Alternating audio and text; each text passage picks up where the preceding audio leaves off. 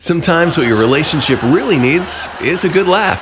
I have a guilt-prone nature because I grew up, did I tell you, in an independent, fundamental, premillennial, Kingdom Version Only Baptist church.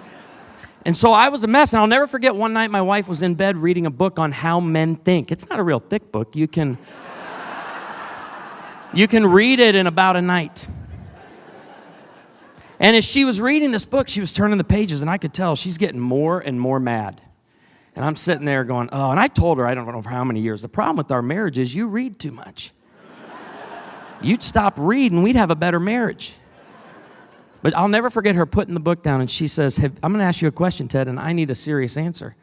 I said, yes, ma'am. She goes, have you ever struggled with lust towards another woman? Now, let me teach you something. Okay, you start by acting as though you didn't hear the question. Okay? Huh?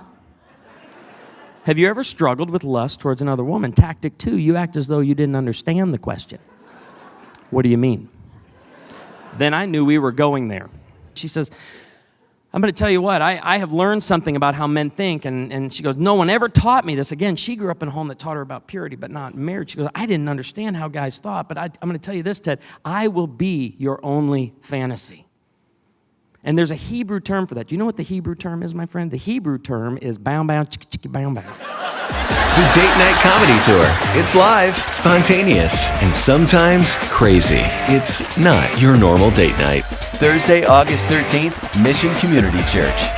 To register, go to Date Night PHX.